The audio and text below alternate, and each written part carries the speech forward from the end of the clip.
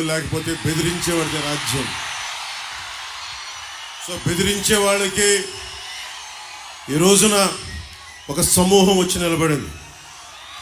ఆంధ్రప్రదేశ్ని గుప్పిట్లో పెట్టుకొని 5 కోట్ల మంది ప్రజల్ని పట్టుకొని 10 మంది, ఇంకా చెప్పాలంటే 5 మంది ఈ రోజున ఆంధ్రప్రదేశ్ని గుప్పిట్లో బెదిరించి 5 కోట్ల మంది ప్రజల్ని బెదిరిస్తూ ఉంటే ప్రజలు తిరుగుబాటు చేసి మాకు ఓటు చెల్లకుండా అన్ని పార్టీలు కలిసి రావాలి అంటే ఈ రోజున ఢిల్లీలో ఉన్న భారతీయ జనతా పార్టీ ప్రధానమంత్రి గారి నాయకత్వంలో ఉన్న మన భారతీయ జనతా పార్టీ నుంచి 4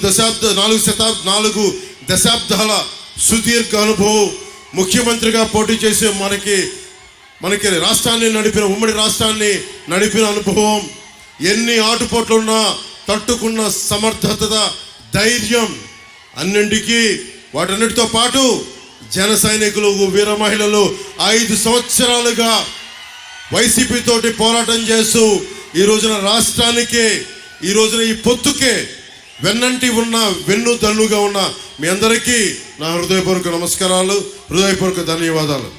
ముఖ్యంగా నిడదవోలు నియోజకవర్గానికి సంబంధించి బురుగుపల్లి శేషారావు గారు చాలా పెద్ద మనసుతోటి, బురుగుపల్లి శేషారావు గారు చాలా పెద్ద మనసుతోటి మన కందుల దుర్గేష్ గారికి ఇక్కడికి పోటీ చేసే అవకాశం కల్పించడం మనస్ఫూర్తిగా నిడదవోలు నియోజకవర్గ ప్రజలందరి తరపు ముందు మీకు మనస్ఫూర్తిగా జనసేన పవన్ కళ్యాణ్ ప్రెసిడెంట్ గారిని మీకు కృతజ్ఞతలు తెలియజేస్తా ఉన్నాను.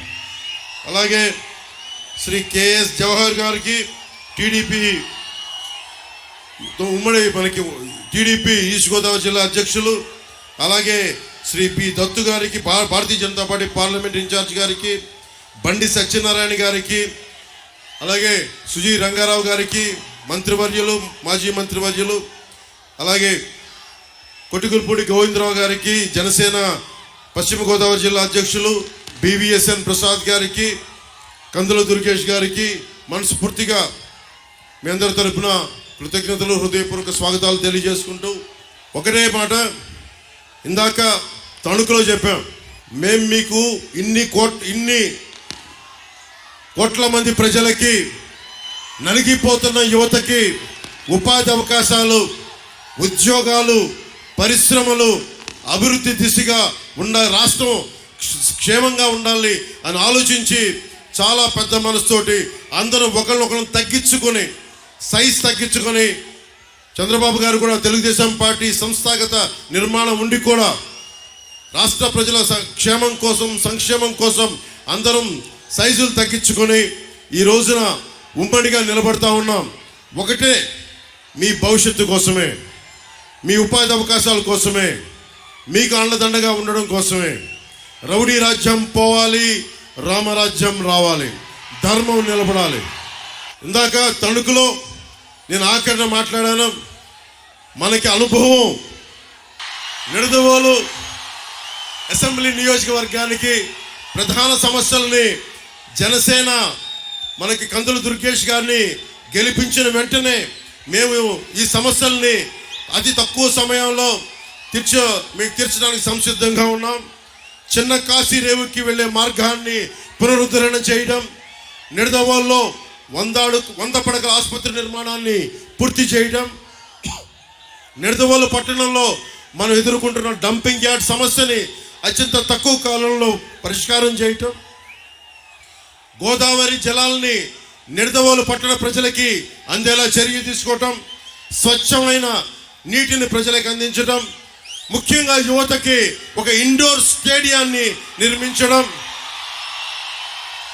నిడదవోలు సమిశ్రగూడెం మధ్య ఉన్న ఈ పురాతనమైన ఓల్డ్ హ్యావ్లాక్ వంతెన స్థానంలో కొత్త వంతెనని నిర్మించడం, కంసాలిపాలెం మాధవరం బ్రిడ్జిని పునరుద్ధరించడం, నిడదవోలు మండలంలో ఆంజనేయపురం, సింగవరం గ్రామాల్లో నిర్మించిన టిట్కో ఇళ్ళు మనకి చంద్రబాబు గారు 2014లో ముఖ్యమంత్రిగా కేంద్ర ప్రభుత్వం సహకారంతో టిట్కో ఇళ్ళు నిర్మిస్తే ఈ రోజు వరకు లబ్ధిదారులకు అందించలేదు. మన కూటమి ప్రభుత్వం రాగానే లబ్ధిదారులందరికీ టిట్కో ఇళ్ళని అందిస్తాం. అర్హులైన ప్రతి ఒక్కరికి టిట్కో ఇళ్ళని అందిస్తాం. పెరవలి మండలం కేంద్రంలో బస్ స్టాండ్ నిర్మిస్తాం. పెరవలి ప్రభుత్వ ఆసుపత్రిలో మన నేషనల్ హైవే 16కి రోడ్డుకి కొంచెం ఇబ్బందిగా ఉంది. అరటి రైతులు ఇతర రైతాంగం ప్రజలు తణుకు వెళ్ళడానికి ఆ కటింగ్ని వెంటనే రాగానే వచ్చే చర్యలు తీసుకుంటాం. కానూరు నడుపల్లి తణుకు రోడ్డుని ఆధునీకరిస్తాం. ముక్కాల నుండి పెరవలి వరకు రోడ్డుని ఆధునీకరణ. మర్రెపాలెం బ్రిడ్జిని అందరికి అసౌకర్యంగా ఉంది, దాన్ని వెడల్పు చేయటం.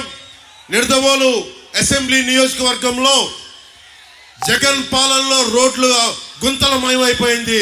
వచ్చిన 3 నెలల సమయంలోనే గుంతలన్నీ పూడ్చి కొత్త రోడ్లకి మాకు వేసే చర్యలను తీసుకుంటామని తెలియజేసుకుంటూ, జనసేన టీడీపీ బీజేపీ కూటమి చేపట్టబోయే ముఖ్య కార్యక్రమాల్లో ప్రతి చేతికి పని, ప్రతి చేనుకు నీరు, ఇదే జనసేన టీడీపీ బీజేపీ కూటమి లక్ష్యం.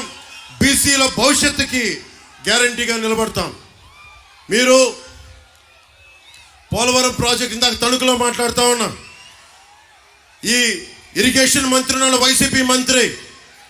పోలవరం ప్రాజెక్ట్ ఎప్పుడంటే అబ్బని తీయని దెబ్బ, ఎంత కమ్మగా ఉందరో అబ్బా అని దానికి డాన్స్ ప్రాక్టీసులు తప్ప ఎవరైనా మంత్రి పోలవరం ప్రాజెక్ట్ ఎప్పుడు నిర్మిస్తారంటే మేము పలానా సమయంలో నిర్మిస్తాం బాధ్యతగా మాట్లాడటం. ఒక్క వైసీపీ మంత్రి ఈ రోజు వరకు సమస్యల మీద స్పందించడం. ఏదైనా మాట్లాడితే చంద్రబాబు గారిని వ్యక్తిగతంగా నిందిస్తారు, నన్ను వ్యక్తిగతంగా నిందిస్తారు. పాపం భువనేశ్వర్ మనకి పురంధేశ్వరి గారి మీద అకారణంగా తిడతారు. అంతే తప్ప మనం అడిగిన దానికి ఒక్కదానికి సమాధానం చెప్పరు. మేము ఏం అడుగుతున్నాం? ఉపాధి అవకాశాలు ఏమైనాయి? పోలవరం ఎప్పుడు పూర్తవుద్ది? లేదంటే మనకు పోలీసుకి టీఏలు డిఏలు వాళ్ళకి సరెండర్ లీవ్స్కి డబ్బులు ఎందుకు చేయట్లేదు? కాంట్రిబ్యూటరీ పెన్షన్ స్కీమ్ని మీరు రద్దు చేస్తారని చెప్పారు, ఎందుకు రద్దు చేయలేదు? పోలవరం ప్రాజెక్ట్ నిర్మించలేదు, చిన్న చితక నీటి తరహా ప్రాజెక్టులని ఎందుకు పూర్తి చేయలేదు?